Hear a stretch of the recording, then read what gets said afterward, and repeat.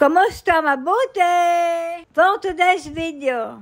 For today's video ay dumating ang mga apo ni Lola galing Amerika. Pero bago yan ay inihanda ko muna si Lola at ibinangon ko sa kama. At syempre gusto ni Lola pagdating ng kanyang mga apo ay maganda ang kanyang suot. At red na red nga si Lola Bells at yan ang kanyang paboritong suotin kapag may dumarating na bisita, lalo na ang kanyang mga apo. Pasalubong ko yan kay Lola na kapag umuwi ako ng Pinas at nagbabakasyon ay pinagpapatahi ko siya ng duster. Pinalitan ko nga din ang tsinelas ni Lola at sinuotan ko ng bago para naman magandang tingnan. Ay nga dumating na ang apo ni Lola sa kanyang anak na lalaki at kasama ang mga anak nito. Sa Amerika sila nakatira at umuwi lamang dito sa Israel dahil kakasal yung kanyang bunsong kapatid. Kasama niya ding umuwi dito sa Israel ang kanyang asawa, ang kaso hindi nga lamang nakasama dito sa bahay ng araw na yan. Dahil kasama daw ng kanyang ina na bumibili ng damit na isusuot para sa kasalan. Kahit bihira lamang silang umuwi dito sa Israel ay madalas naman ay tinatawagan nila si Lola at ka-video call. Alam ko na may napansin kayo na hindi man lamang nila nilapitan si Nilush. Pero pagpasok naman nila ay binati din naman nila si Nilush. Yun nga lamang ay hindi sila katulad ng mga anak ni Rapi na talaga namang kapag dumadating ay nilalapitan at niyayakap si Nili.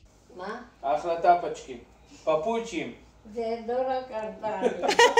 יפה. כן, חמוד, מה זה תות?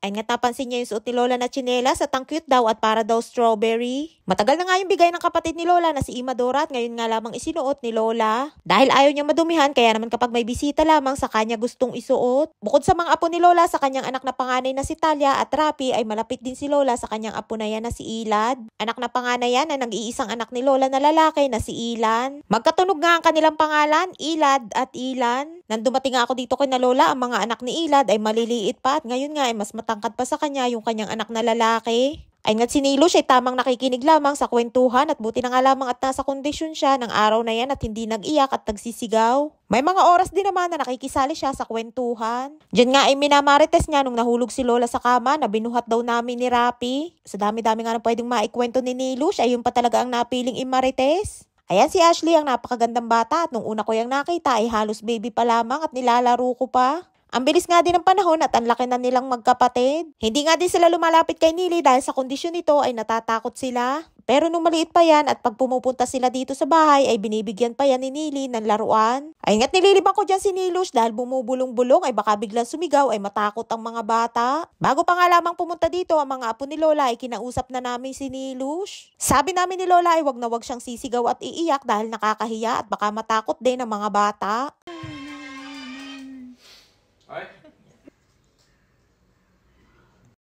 Ayun nga sa itsura at ikinikilos ni Nili ay nagbabadya na yan na nag-iiba na siya ng mood. Nang mga oras na yan ay nailipat ko na din si Lola sa kanyang kwarto. Dahil hindi na kaya ni Lola na maupo ng matagal at sumasakit na ang kanyang likod at bewang. Kaya doon na lamang din pumunta ang mga apo ni Lola sa kanyang kwarto. Diyan nga ay may pilit na ikinakabit si Nili sa unahan ng kanyang basket. Ang kaso'y pumapatak ito kaya naman tinulungan ko na. Pinuluputan ko na nga ng tape para hindi pumatak ay kung hindi nga yan naayos ay paniguradong mag-iiyak at sisigaw si Nili.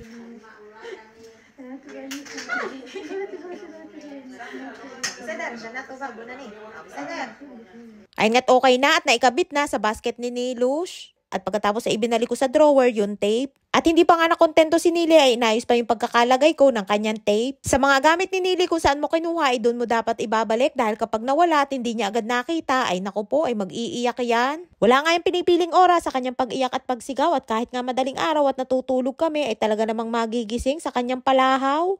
Yes la ka, naalam yafe. כן, נלך מהפיליפינים. Ken, yafe mi od. כן, אני מהפיליפינים משנה. Ayun nga't sabi ko kay Nili ay ang ganda ng kanyang tsinelas. Isa nga yan sa pasalubong ko kay Nili nung huli ako nagbakasyon sa Pinas. ביי טולו, בליקה טולו, ביי טולו, בליקה טולו. Kalakabod.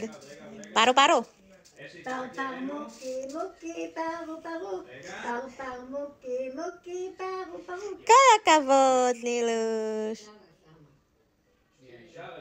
Ay nga't nagutom na si Nilush at binigyan ko na nga din ng kanyang merienda. Bago nga pumunta dito sa bahay ang mga apo ni Lola ay bumili ako ng kanilang merienda, apple cake at soft drinks. Ang kaso hindi naman sila kumain at mga busog pa daw at nung pumunta dito sa bahay ay kakakain lamang daw nila. Nagpaalam na nga din sila at babalik na lamang daw sila ulit sa ibang araw. Ay nga't pag-alis ng bisita ay biglang sumulpot si Nilush galing sa kanyang kwarto. Tinatanong ko nga kung saan siya galing ay ang bati sa akin ay Happy New Year.